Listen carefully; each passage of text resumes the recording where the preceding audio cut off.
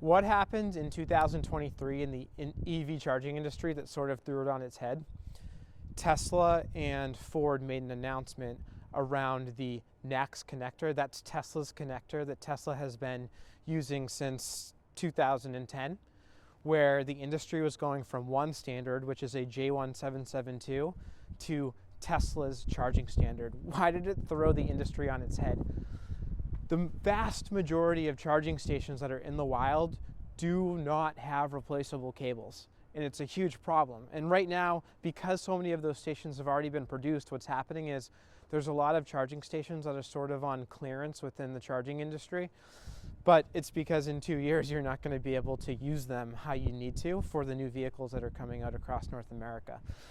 So one thing that I am always looking for in a fast charger is a cable that you can replace. So this is a charging station with a field replaceable cable. You don't have to buy a new unit, you just have to rip this cable off and put a new cable back on the charging station in the future. You want to make sure that you're avoiding any circumstance where you buy a charger that you have to completely replace in 2 years, because the vehicles that are coming out that you need to support have a different connector. And if you go back to this charging station over here, most level 2 charging stations, they cost less money. And so most companies aren't investing in a field replaceable cable tied to a charging station.